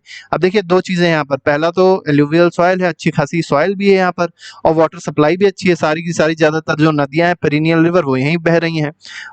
Climate अच्छा है, तो कहीं ना कहीं ये एग्रीकल्चर के लिए बहुत प्रोडक्टिव एरिया है भारत का। इसके बाद आते हैं discuss the course of reverse that comes from northern mountains of India. अब देखिए नॉर्दर्न माउंटेन से जो रिवर्स आती हैं उसके बारे में यहाँ पर थोड़ा सा बताना है, उनका कोर्स बताना है, उनके बारे में बताना है, वो किस तरीके का सेडिमेंटेशन डिपॉजिट्स करती हैं, क्या करती हैं, उसके बारे में थोड़ा सा यहाँ पर बताना है। तो देखिए reverse coming from northern mountains, तो नॉर्दर्न माउंटेन मेनली हिमालयाज हैं, उससे जो रिवर्स आती हैं वो क्या करती हैं, डिपोजिशनल वर्क करती हैं। अभी हम लोग ने देखा था जो भी रिवर यहाँ से आ रही थी वो क्या कर रही थी, सेडिमेंट्स को यहाँ पर डिपॉजिट कर रही थी in the lowers course due to gentle slope. अब यहाँ पर आप देख सकते हैं जैसे जैसे नीचे आती है, क्योंकि ये जो स्लोप है बहुत छोटा स्लोप है, बहुत ही कम स्लोप है यहाँ पर, तो क्या होता है रिवर्स की जो वेलोसिटी होती है वो डिक्रीज जाती है। अब जैसे पानी यहाँ बह रहा है तो यहाँ तो तेज बहेगा इस पोजीशन पे, लेकिन यहाँ पर पानी धीमे बहेगा, और क्योंकि पानी धीमे बहेगा तो क्या होगा कि यहाँ पर सारा का सारा सेडिमेंट डिपॉजिट हो जाएगा, और इसी सेडिमेंट से रिवराइन आइलैंड भी बन जाते हैं। ठीक है, इसी सेडिमेंट से क्या हो जाता है रिवराइन आइलैंड बन जाते हैं। जैसे आप देख सकते हैं यहाँ पर ब्रह्मपुत्र आ रही थी तो क्या हुआ, यहाँ पर स्लोप उसको कम मिला, तो उसने क्या किया, जितने भी सेडिमेंट्स थे वो इस जगह पे डिपॉजिट कर दिया। अब जब यहाँ सेडिमेंट डिपॉजिट कर दिया बहुत सालों मतलब सालों में क्या हुआ, बहुत ही साल साल साल डिपॉजिट करती गई, तो क्या रहा, यहाँ पे एक तरीके से एक आइलैंड टाइप का बन गया जिसको क्या कहा गया, रिवराइन आइलैंड बोला गया। जैसे मजूली जो है, मजूली बहुत ही इंपॉर्टेंट रिवराइन आइलैंड है। कमेंट बॉक्स में आप लिख के बताइएगा ये किस स्टेट में लाई करता है, तो ये किसने बनाया, ब्रह्मपुत्र रिवर ने बनाया है। ठीक है, लार्जेस्ट इनहैबिटेड रिवराइन आइलैंड है पूरे वर्ल्ड का। आप सोचिए वर्ल्ड का लार्जेस्ट रिवराइन आइलैंड है ये। The reverse in their lower course split into numerous channels. अब देखिए लोअर कोर्स में जब आती है रिवर, जैसे मान लीजिए आपको बताते हैं थोड़ा सा, जैसे मान लीजिए गंगा है, ठीक है, गंगा इस तरह से फ्लो हो रही है, तो इसका अपर कोर्स और लोअर कोर्स क्या होता है, तो ये जो पोर्शन दिया है ये अपर कोर्स है, और ये वाला जो पोर्शन दिया है लोअर कोर्स है। अब लोअर कोर्स में क्या है कि धीरे धीरे करके सेडिमेंट्स को डिपॉजिट किया यहाँ पर। अब जब यहाँ पर सेडिमेंट को डिपॉजिट करते गए तो क्योंकि यहाँ पर एक तरीके से जमीन आ जाएगी, एक तरीके से यहाँ पर लैंड आ जाएगा, तो क्या होगा, ये जो गंगा है वो इस तरीके से दो भाग में टूट जाएगी, और इसी को कहते हैं डिस्ट्रीब्यूटरी। ठीक है, और ये क्या फॉर्म कर देती है, डिस्ट्रीब्यूटरी का फॉर्मेशन कर देती है। जो जगह है इसको क्या बोल देते हैं, डेल्टा बोल देते हैं। वही बात यहाँ पर कही गई है, सिल्ट का डिपॉजिट होता है। तो ये जो चीजें दी गई है ये सिल्ट है। इसके बाद देखिए क्या कहा गया, अगला क्वेश्चन देखते हैं। इसमें कहा गया discuss the division of northern plains. अब नॉर्दर्न प्लेन्स का डिवीजन किस तरीके से है उसको यहाँ पर थोड़ा सा डिस्कस करना है। ये बहुत आसान क्वेश्चन है, इसको भी देख लेते हैं कैसे क्या है। इसमें कहा गया the northern plains is broadly classified into 3 sections. तो मेनली 3 सेक्शंस आप याद करिए, केवल 3 सेक्शंस हैं जिसमें नॉर्दर्न प्लेन्स को डिवाइड किया गया है। जैसे हमने हिमालयाज को डिवाइड किया था, सेम उसी तरीके से नॉर्दर्न प्लेन्स को भी डिवाइड किया गया है। जैसे वेस्टर्न पार्ट जो दिया गया है नॉर्दर्न प्लेन का वो मेनली कहाँ है, पंजाब प्लेन्स में, जैसे पंजाब हिमालयाज हम लोग ने देखे थे। ठीक है, अब ये किससे बन रहा है, तो ये इंडस से और उसकी ट्रिब्यूटरीज से बन रहा है। ठीक है, और इसका अगर लार्जर पार्ट देखेंगे, इस पंजाब प्लेन का लार्जर पार्ट देखा जाए तो ये कहाँ पर है, पाकिस्तान में। इसका मतलब पाकिस्तान में भी ऐसी बहुत सारी जमीन है जिसपे एग्रीकल्चर अच्छे से किया जा सकता है, और पाकिस्तान का भी डेवलपमेंट आसानी से किया जा सकता है, लेकिन वहाँ की सरकार कुछ इस तरीके की है कि डेवलपमेंट होने नहीं दिया आज तक। इसके बाद देखते हैं क्या कहा गया कि the Indus and it's tributaries. Jhelum, देखिए ट्रिब्यूटरी कौन कौन सी है इंडस की, झेलम, चेनाब, रवि, ब्यास, सतलज इसकी ट्रिब्यूटरी है। कहाँ पे ओरिजिनेट होती हैं, हिमालयाज में ओरिजिनेट होती हैं, और कहीं ना कहीं पंजाब जो है उसका फॉर्मेशन करती हैं। The section of this plain is dominated by doabs. Mainly यहाँ पर जो सेक्शन है, जो प्लेन्स है वो किससे डोमिनेटेड है, दोआब से। दोआब का मतलब होता है दो आब। मेनली अगर आप देखेंगे दो शब्द से बना है, दो आब से। इसका मतलब दो रिवर के बीच में जो एरिया है वो यहाँ पर ज्यादा देखने को मिलता है। इसी तरीके से पंजाब किससे बना है, तो 5 रिवर के बीच में जो एरिया है, ठीक है, तो 5 रिवर के जो बीच में एरिया है उससे क्या बना है, पंजाब बना है। यही बात यहाँ पर कही गई है। इसके बाद देखते हैं, इसके बाद देखिए क्या कहा गया। अगला जो हमारे पास प्लेन है वो कौन सा प्लेन है, गंगा प्लेन है। अब गंगा प्लेन किसके किसके बीच में है, तो घग्गर रिवर और तीस्ता रिवर के बीच में देखने को मिलता है। ठीक है, कहाँ पर लाई करता है, नॉर्थ इंडिया में लाई करता है। मेनली कौन कौन से स्टेट इसमें लाई करते हैं, तो हरियाणा हो गया, दिल्ली हो गया, यूपी हो गया, बिहार हो गया। ठीक है, और थोड़ा बहुत देखेंगे तो झारखंड और वेस्ट बंगाल का भी जो पार्ट है वो इसमें लाई करता है गंगा प्लेन में। इसके बाद आते हैं ईस्ट में। अगर आते हैं तो ईस्ट में हमने देखा था असम वाली जो जगह है, ठीक है, तो यहाँ पर ब्रह्मपुत्रा प्लेन आपको देखने को मिलेगा। ये भी बहुत बड़े बड़े प्लेन्स हैं और यहाँ पे बहुत अलग अलग तरीके के रिलीफ फीचर्स देखने को मिलते हैं। अब अगले क्वेश्चन देखिए, यही बोला गया रिलीफ फीचर्स के बारे में बताना है। Describe the variation of relief features in northern plains. तो ये पूरा नॉर्दर्न प्लेन देखिए हम लोग ने डायग्राम के रूप में बताया है। अब यहाँ पर अलग अलग तरीके के रिलीफ फीचर्स देखने को मिल रहा है, वही बताना है क्या क्या है। तो मेनली 4 रिलीफ फीचर्स देखने को मिलते हैं। जैसे पहला क्या है, भाबर है। ठीक है, तो जैसे अभी हमने आपको बताया था क्या होता है, जैसे मान लीजिए यहाँ पर पानी बरसा तो क्या होता है, बड़े बड़े जो पत्थर होते हैं वो टूट टूट के नीचे आ जाते हैं। तो जो बड़े पत्थर टूट के आते हैं उसको क्या कहता है, बोल्डर कहा जाता है। क्या कहता है, बोल्डर कहा जाता है, पेबल्स कहा जाता है। पेबल्स हालांकि उससे थोड़े छोटे होते हैं, तो बोल्डर हो गए, पेबल्स हो गए, वो नीचे आके यहाँ पर क्या हो गए, जम गए। ठीक है, यहाँ पर बैठ गए। ये वाली जो जगह है इसी को क्या कहेंगे, भाबर कहेंगे। ठीक है, अब इसको थोड़ा सा पढ़ के बताते हैं, ज्यादा अच्छा रहेगा, अब आपको ज्यादा अच्छे समझ में आ जाएगा। The river after descending from the mountains deposit pebbles pebbles in a narrow belt. तो आप देख सकते हैं यहाँ से रिवर्स आ रही थी, पानी बरसा, रिवर आ रही थी, ग्लेशियर था, ग्लेशियर गला, ठीक है, पानी यहाँ से आया, तो कहीं ना कहीं उसने क्या किया, पेबल्स को इस जगह पे डिपॉजिट किया। अब क्योंकि पेबल्स क्या होते हैं, पेबल्स बहुत बड़े बड़े थे, तो जो रिवर यहाँ से बह रही थी वो इसके नीचे चली गई, मतलब पेबल्स के नीचे से बहने लग गई, मतलब बह भी रही है लेकिन इन पत्थरों के नीचे चली गई। तो इसलिए इस पोर्शन में आप देखेंगे तो रिवर क्या हो जाती, गायब हो जाती है, तो रिवर डिसअपियर हो जाती हैं। ठीक है, याद रखिएगा, रिवर जो है वो डिसअपियर किस पोजीशन में, किस जगह पे हो रही है, तो भाबर में डिसअपियर हो रही हैं। ठीक है, मेनली अगर आप देखेंगे इसकी विड्थ क्या होती है, तो 8 से 16 किलोमीटर की विड्थ है। ठीक है, parallel to the slopes of the Shivaliks, तो शिवालिक्स के बिल्कुल पैरेलल में देखा जाता है। It is known as Bhabar, all the streams disappear in this Bhabar belt, और सारी की सारी जो स्ट्रीम आ रही थी, जो रिवर्स आ रही थी, वो क्या हो गई, इस भाबर बेल्ट में क्या हो गई, डिसअपियर हो गई, गायब हो गई। क्यों गायब हुई, हमने आपको बता दिया। इसके बाद देखिए क्या कहा गया, इसके बाद जो अगला रीजन है वो कौन सा रीजन है, तराई रीजन है। इसको तराई भी बोलते हैं। तराई रीजन क्या है, अब यहाँ से गायब हुआ, अब आगे तो बड़े बड़े पत्थर है नहीं, पेबल्स आगे तो है नहीं, तो क्या होगा, नदी अब बाहर निकल आएगी। तो जिस जगह पे नदी बाहर निकलती है उसको क्या बोलते हैं, तराई बोलते हैं। तो री इमर्ज हुई है, देखिए री इमर्ज यहाँ पर इसीलिए लिखा है, इमर्ज नहीं बोला, री इमर्ज मतलब फिर से बाहर निकल आई। ठीक है, create a wet swampy marshy region. अब यहाँ का जो रीजन होता है बहुत मतलब वेट होता है, स्वैम्पी मतलब दलदली क्षेत्र होता है, मार्शी होता है, और इसी को क्या कहते हैं, तराई कहते हैं। अब क्योंकि दलदल होगा तो कहीं ना कहीं यहाँ पर जो वाइल्ड लाइफ होगी बहुत ज्यादा होगी, जीव जंतु यहाँ बहुत ज्यादा पाए जाएंगे। ठीक है, अब लेकिन किया क्या गया था, जब यहाँ से अंग्रेज गए तो उन लोगों ने क्या किया, मतलब जब अंग्रेज थे या जब अंग्रेज गए तो क्या हुआ कि इस तराई रीजन से बहुत सारे फॉरेस्ट को काट दिया गया। क्यों काटा गया, जिससे एग्रीकल्चर यहाँ पर किया जाए, और जो माइग्रेंट्स पाकिस्तान से आए थे उनको यहीं पर सेटल करा दिया गया, जिसकी वजह से बहुत ज्यादा डिफॉरेस्टेशन इस एरिया में हुआ। थोड़ा सा आगे बढ़ते हैं तो क्या देखने को मिलता है, भांगर देखने को मिलता है। अब भांगर और ये जो खादर है, इसको समझने के लिए आपको दूसरा डायग्राम समझना पड़ेगा, ये वाला। ठीक है, largest part of northern plain is formed of older alluvium. तो लार्जेस्ट पार्ट जो किसका बना होता है, ओल्डर एलुवियम का बना होता है, जिसको भांगर कहते हैं। अब देखिए जो रिवर है, रिवर बहते बहते आई, तो यहाँ पर उस आपने देखा भाबर था, इसके बाद आपने देखा तराई रीजन पड़ा, तराई रीजन के बाद आप देख रहे हैं ये वाला जो पोर्शन है, ठीक है, ये जो ब्राउन कलर से दिया है इसको भांगर बोला गया है।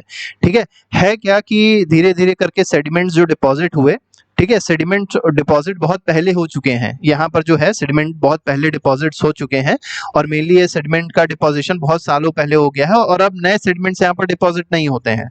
ये सेडिमेंट बहुत साल पहले डिपॉजिट हुए थे और ये यहीं के यहीं रहते हैं, इसमें कोई भी चेंजेस नहीं होते हैं। ठीक है, और कहीं ना कहीं बाकी जो सेडिमेंट्स नए नए आते हैं वो इस जगह पर डिपॉजिट होते हैं। ठीक है, जब रिवर छोटी हो जाती है तो यहाँ पर सेडिमेंट डिपॉजिट हो जाते हैं, रिवर बड़ी हो जाती है तो सेडिमेंट इधर भी फैल जाते हैं। ठीक है, तो ये हर साल जो है सेडिमेंट्स में चेंजेस होते रहते हैं, नए सेडिमेंट्स आते रहते हैं, पुराने सेडिमेंट्स खत्म होते रहते हैं, नीचे दबते रहते हैं, तो वो सब यहाँ पर बताया गया है। तो ये जो आपको साइड में दिखाई पड़ रहे हैं सेडिमेंट्स जो जमे हुए हैं, जो कभी आगे बदलेंगे नहीं, उनको क्या कहा जाता है, बांगर कहा जाए, भांगर कहा जाता है। और जो बीच में सेडिमेंट्स आपको देखने को मिल रहे हैं, जो हर साल क्या होते रहते हैं, चेंज होते रहते हैं, नए सेडिमेंट्स आते रहते हैं, वो क्या है, खादर है। अब क्योंकि नए सेडिमेंट्स आ रहे हैं मतलब नई तरीके की मिट्टी आ रही है, अब नई तरीके की मिट्टी आ रही है मतलब मिट्टी वही एलुवियल है, लेकिन ये नया एलुवियल है, और जब नया एलुवियल होगा तो नई एलुवियल सॉइल आ गई, इसका मतलब इसकी फर्टिलिटी और ज्यादा होगी। तो ये वाला जो रीजन है यहाँ पर सबसे फर्टाइल लैंड आपको देखने को मिलेगा। वही सारी बातें यहाँ पर देखिए कही गई हैं। It lies above the flood plains of river, तो भांगर के बारे में कहा गया ये फ्लड प्लेन हो गया, इसके ऊपर थोड़ा सा लाई करता है क्योंकि बहुत पहले जमा था तो इसकी हाइट ज्यादा हो गई थी। ठीक है, और अब क्योंकि रिवर नहीं आती है यहाँ पर, कोई पानी वानी यहाँ पर नहीं आता है, जिसकी वजह से यहाँ पर कोई कटान नहीं होती है। This part is known as Bhangar, और इसी पार्ट को क्या कहते हैं, भांगर कहते हैं। The soil in the region contains calcareous deposits. अब यहाँ पर देखिए कैल्शियम के डिपॉजिट्स भी आपको देखने को मिलेंगे। ये जो भांगर वाला रीजन है, यहाँ पर आपको बड़े बड़े पत्थर मतलब ढेले देखने को मिलेंगे, ईटे के, मतलब एक तरीके से सॉइल के ढेले देखने को मिलेंगे। कैल्सीरियस डिपॉजिट मतलब कैल्शियम के बने होते हैं, तो इस तरीके से यहाँ पर है, इसको क्या कहते हैं, कंकड़ कहा जाता है। ठीक है, इसके बाद खादर पे आते हैं। खादर क्या है, तो खादर हमने आपको बताया यंगर डिपॉजिट्स हैं। अब ये क्योंकि हर साल आ रहे हैं, हर साल रिन्यू हो रहे हैं, तो इसीलिए इसको क्या कहेंगे, यंगर डिपॉजिट्स कहेंगे। ठीक है, they are renewed every year, हर साल ये रिन्यू होते हैं, इसीलिए बहुत ज्यादा फर्टाइल भी होते हैं, और कहीं ना कहीं इसमें इंटेंसिव एग्रीकल्चर को प्रैक्टिस किया जाता है। इसके बाद आते हैं पेनिनसुलर प्लेट्यू के बारे में बताना है कि पेनिनसुलर प्लेट्यू क्या होता है। तो पेनिनसुलर प्लेट्यू एक टेबल लैंड है। टेबल लैंड का मतलब अगर आप देखेंगे तो प्लेन से थोड़ा सा जो हाई लैंड होता है उसी को टेबल लैंड कहते हैं। तो ये जो है, ये वाला जो लैंड दिया टेबल जैसा दिखाई पड़ रहा होगा, तो इसी को टेबल लैंड कहते हैं। मेनली यहाँ पर कौन कौन से रॉक्स पाए जाते हैं, तो ओल्ड क्रिस्टलाइन रॉक्स पाए जाते हैं, इग्नियस। अब देखिए जो ओल्ड क्रिस्टलाइन रॉक्स है वो इग्नियस ही है, ठीक है। इग्नियस और मेटामॉर्फिक रॉक का मेनली बना हुआ है, ठीक है। It was form due to breaking and drifting of Gondwana land. आपको पता होगा पहले क्या था, पहले सारे कॉन्टिनेंट्स एक ही में थे, जिसको क्या कहा गया था, जिसको अगर आप देखेंगे लॉरेशिया मेनली कहा गया था। बाद में फिर ब्रेक डाउन हुआ, टूटे कहीं ना कहीं, जो टेक्टोनिक मूवमेंट हुआ तो गोंडवाना लैंड अलग चला गया, अंगारा लैंड अलग आ गया, ठीक है। तो वही सारी बातें यहाँ पर कही गई हैं। तो ओल्डेस्ट लैंड मास है, ये आपको पता होना चाहिए इसके बारे में। Plateau has broad and shallow valleys and rounded hills. अब देखिए यहाँ पे प्लेट्यू के बारे में थोड़ी सी बात करी जा रही है। प्लेट्यू क्या होता है पहले समझिएगा। प्लेट्यू एक हाई एक जगह होती है, थोड़ी सी एलिवेटेड जगह होगी, लेकिन यहाँ पर कोई पीक नहीं पाई जाएगी। मतलब इसमें अगर आप देखेंगे तो पीक जैसा कुछ नहीं होगा, यहाँ पर ऊपर का जो लैंड होगा वो फ्लैट होगा, ठीक है। इसी को प्लेट्यू कहते हैं। इसकी हाइट मेनली अगर आप देखेंगे 1800 मीटर से क्या होती है, ऊंची होती है। वही चीज यहाँ पर कही गई है। और यहाँ पर देखेंगे तो 1800 मीटर्स भी कम भी हो सकती है, तो इसमें बहुत ज्यादा एक्सेप्शन पे मत जाइएगा। अब इसमें देखिए क्या क्या कहा गया। Plateaus consist of two broad divisions. Mainly दो ब्रॉड डिविजन्स आपको यहाँ पे प्लेट्यू के देखने को मिलेंगे। पहला आपको सेंट्रल हाईलैंड देखने को मिल रहा है और दूसरा आपको डेक्कन प्लेट्यू देखने को मिल रहा है, वही यहाँ पर कहा गया है। The part of peninsular lying between north of Narmada river.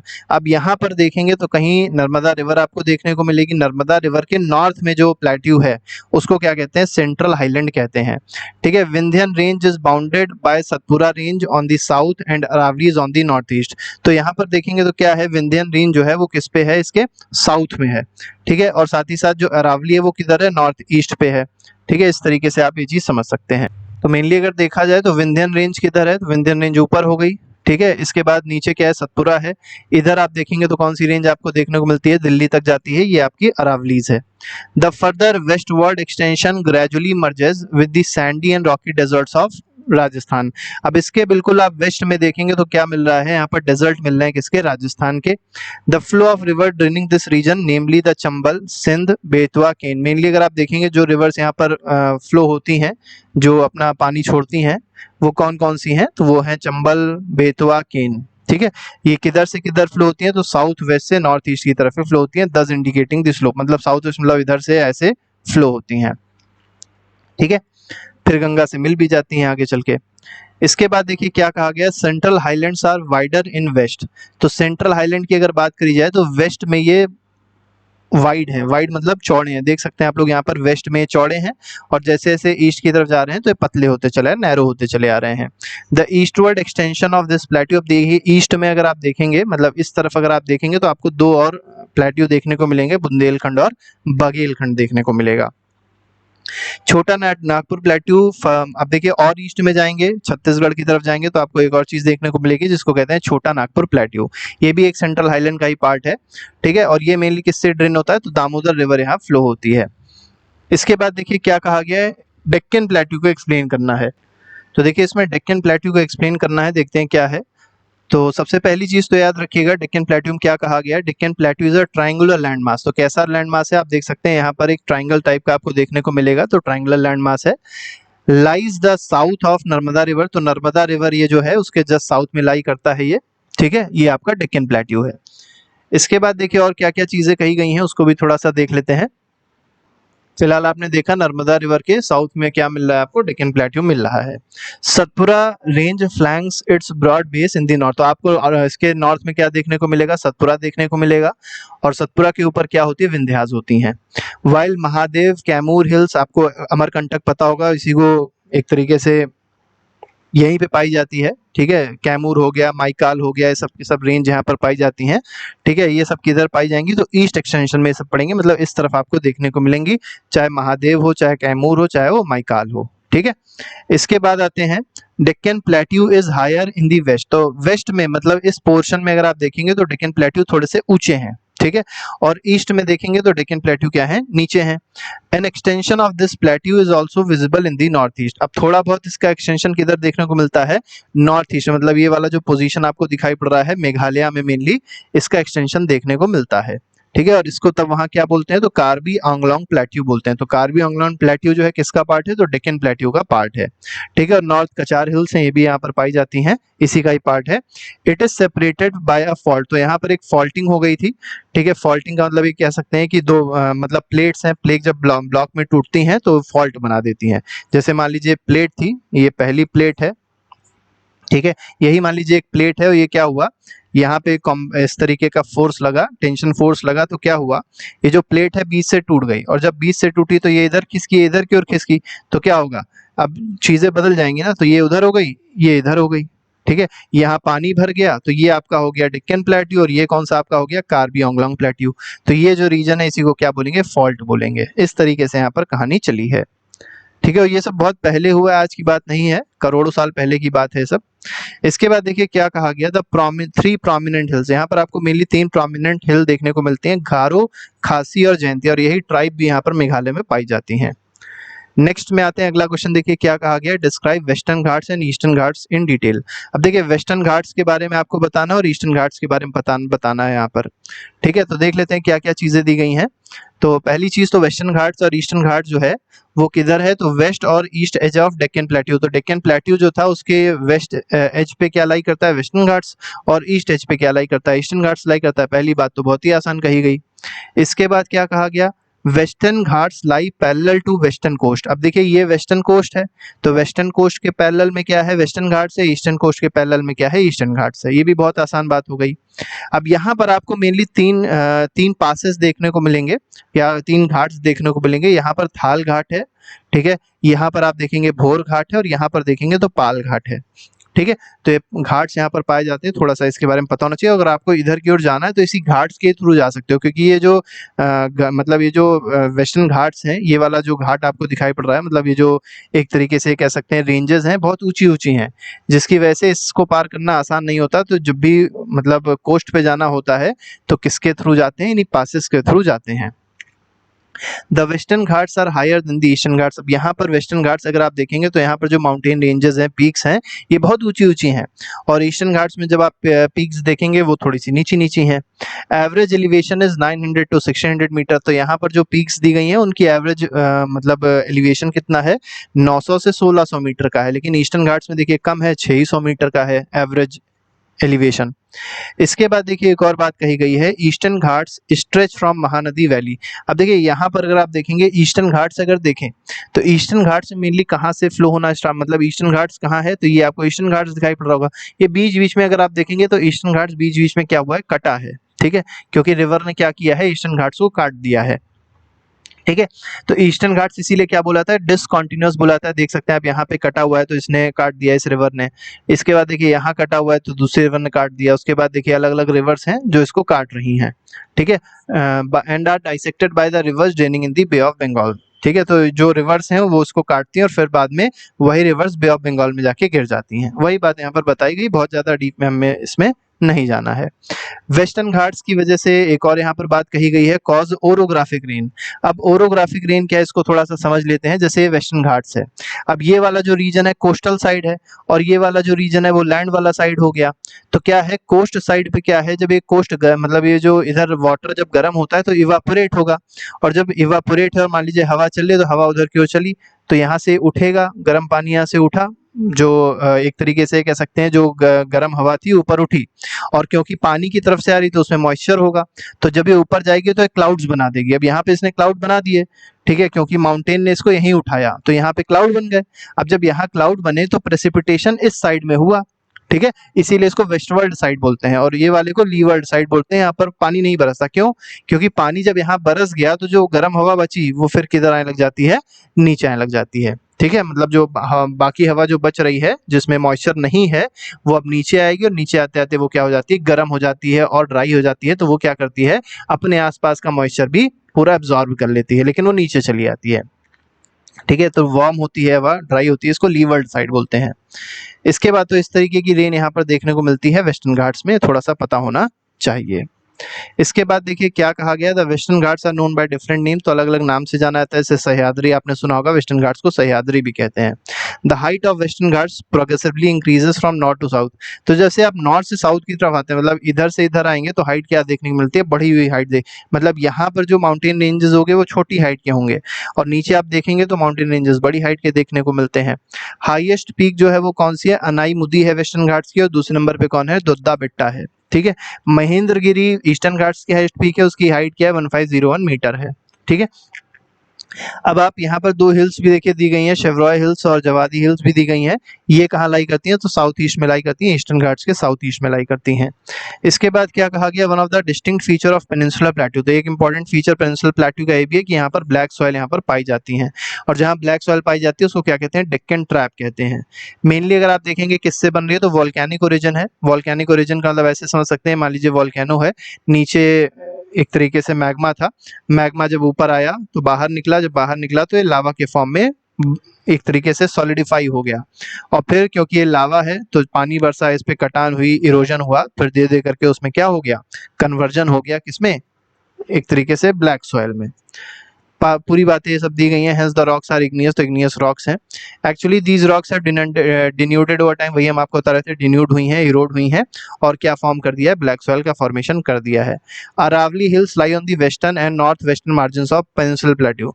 तो पेनिनसुलर प्लेट्यू के वेस्ट मार्जिन पे क्या आपको देखने को मिलेगा, अरावली देखने को मिलेंगे, और अरावली अगर देखेंगे तो नॉर्थ वेस्ट मार्जिन भी वही है, तो वेस्ट मार्जिन बोले या नॉर्थ वेस्ट मार्जिन बोले, दोनों पे अरावली हिल्स आपको देखने को मिलती हैं। और ये जो अरावली हिल्स हैं ये भी बहुत ज़्यादा इरोजन हुआ है इसमें, इसीलिए बहुत छोटी हो गई हैं ये। ब्रोकन हिल्स भी इनको कहा गया है। कहाँ से कहाँ तक एक्सटेंड होती हैं, तो गुजरात से दिल्ली तक ही एक्सटेंड होती हैं। अगले क्वेश्चन पे आते हैं। अगला क्वेश्चन पूछा गया है इंडियन डेजर्ट्स के बारे में, देखिए बता रहा है। तो इसमें इंडियन डेजर्ट के बारे में बताना है, तो सबसे पहली चीज़ क्या दी गई है, Indian desert lies toward western margin of Aravali hills. तो अरावली हिल्स आप देख सकते हैं, इसके वेस्ट में आपको थार डेजर्ट या इंडस डेजर्ट देखने को मिलेगा। अनड्यूलेटिंग सैंडी प्लेन है, तो सैंडी प्लेन यहाँ पर देखने को मिलता है। सैंड ड्यून्स आपको देख सकते हैं, आप लोग सैंड ड्यून्स देख पा रहे होंगे, ये सब चीज़ें यहाँ पर देखने को मिलती हैं। रेनफॉल यहाँ पर कम होती है, मेनली 150 मिलीमीटर पर ईयर, मतलब सोच सकते हैं कितनी कम रेनफॉल होती है। और जो रेनफॉल होती भी है तो तुरंत पानी क्या होता है, इसमें सूख जाता है, तो नदी वदी यहाँ पर नहीं पाई जाती, इसीलिए। It has arid climate with low vegetation cover, climate यहाँ का बहुत गर्म होता है, एरिड सूखा क्लाइमेट है। Streams appear during the rainy season, तो रेनी सीजन के टाइम पे यहाँ थोड़ी बहुत स्ट्रीम देखने को मिलती हैं, लेकिन कुछ ही देर में क्या हो जाती हैं, डिसअपियर हो जाती हैं इसी सैंड में, इसीलिए यहाँ पर कोई भी ऐसी नदी देखने को नहीं मिलती जो सी की तरफ जाती हो। केवल लूनी रिवर ऐसी रिवर है जो एक लार्ज रिवर है इस रीजन में, आप देख सकते हैं यहाँ पर अगर आप देखेंगे तो जो रिवर दिखाई पड़ रही है लूनी रिवर है।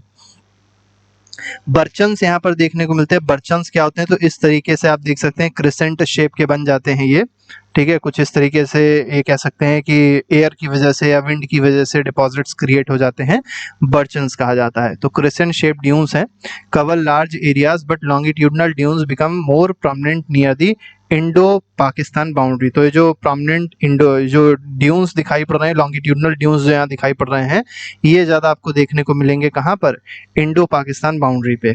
अगर आप जैसलमेर भारत में आप जैसलमेर जाते हैं तो इस तरीके के लॉन्गिट्यूडनल ड्यून्स आपको देखने को वहाँ पर मिल सकते हैं। इसके बाद देखिए क्या कहा गया है, मतलब बर्चन्स भी वहाँ देखने को मिलेंगे, लॉन्गिट्यूडनल ड्यून्स भी देखने को मिलेंगे, हर तरीके की लैंडफॉर्म्स वहाँ पर देखने को मिल सकती हैं। अगले में कहा गया कोस्टल प्लेन्स के बारे में बताना है। तो हम लोगों ने कोस्टल प्लेन देखा, मेनली हम लोग के भारत में दो कोस्टल प्लेन्स हैं, एक वेस्टर्न कोस्टल प्लेन है और एक ईस्टर्न कोस्टल प्लेन है।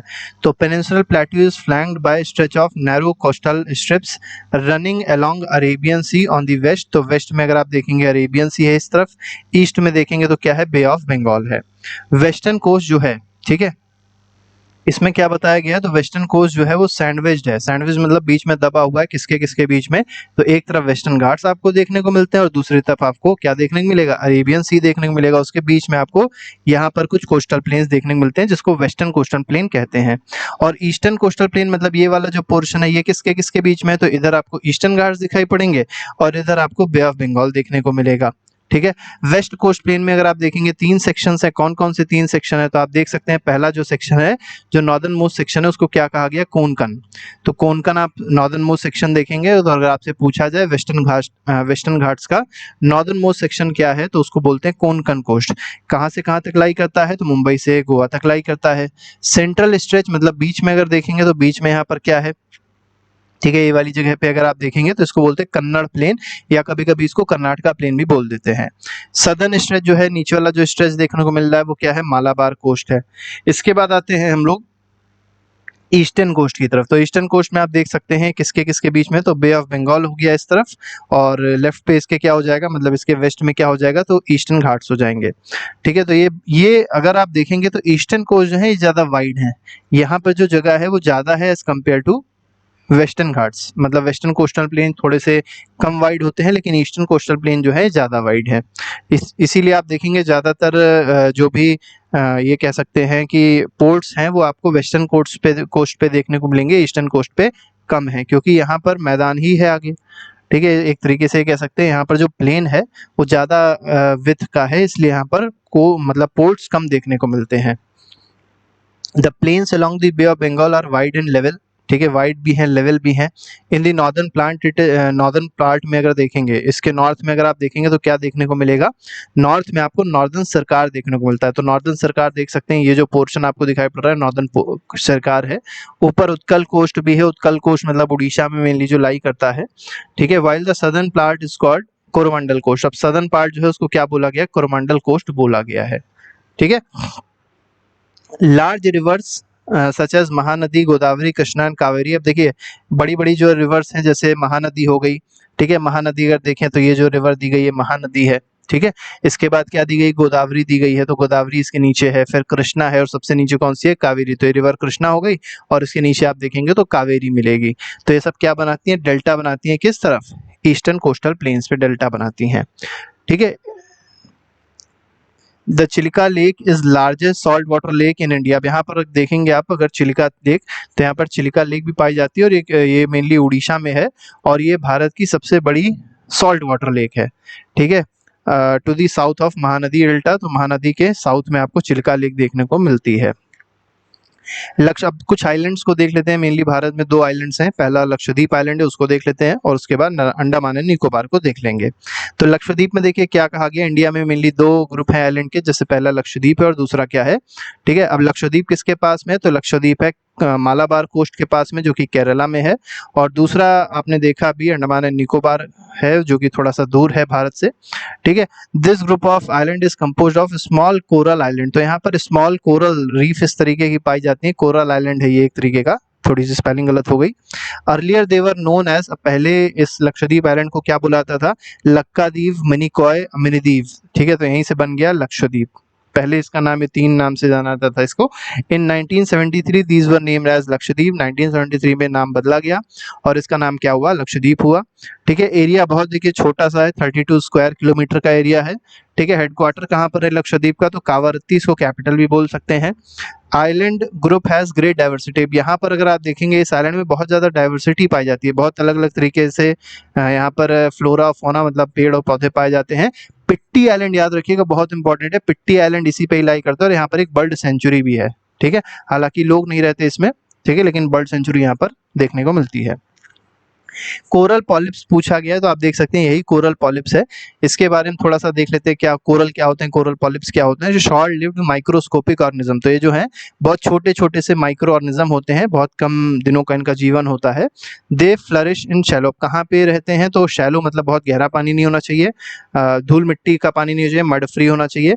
वार्म वाटर, थोड़ा पानी क्या होना चाहिए, वार्म होना चाहिए। दे सिक्रीट कैल्शियम कार्बोनेट, तो ये जो सिक्रीट करते हैं इसको क्या बोलते हैं, कैल्शियम कार्बोनेट को सिक्रीट करते हैं। Coral sections and their skeleton form from coral deposits in the form of reef। तो ये रीफ के फॉर्म में क्या करते हैं, कोरल डिपॉजिट का फॉर्मेशन करते हैं। They are mainly of three kind. Mainly अगर आप देखेंगे तो कोरल जो पॉलिप्स होते हैं 3 तरीके के होते हैं, एक बैरियर रीफ होती है, फ्रिंजिंग रीफ होती है, और अटोल्स होते हैं। ठीक है, एग्जाम्पल आप देख सकते हैं, ग्रेट बैरियर रीफ यहाँ पर पाई जाती है। ठीक है, ऑस्ट्रेलिया में, तो ऑस्ट्रेलिया के अगर आप नॉर्थ ईस्ट में जाएंगे तो ग्रेट बैरियर रीफ देखने को मिलेगी, ये सबसे बड़ी रीफ है पूरे विश्व की। एटॉल्स जो हैं, अब ये देख सकते हैं, एटॉल पूरा एक आइलैंड बना देता है, इस तरीके का आइलैंड बना देगा एटॉल। ये मेनली सर्कुलर भी हो सकता है, हॉर्स शू की तरह ऐसा भी आइलैंड बन सकता है कभी कभी। ठीक है, तो इस तरीके से आइलैंड भी बना देते हैं ये जितने भी एटॉल्स होते हैं। ठीक है, इसके बाद आते हैं, हमारा आखिरी सवाल है, इसमें देखिए क्या कहा गया है, अंडमान एंड निकोबार आइलैंड के बारे में एक्सप्लेन करना है। तो अंडमान एंड निकोबार आइलैंड आप देख सकते हैं, यहाँ पर अंडमान एंड निकोबार आइलैंड आपको देखने को मिलेगा।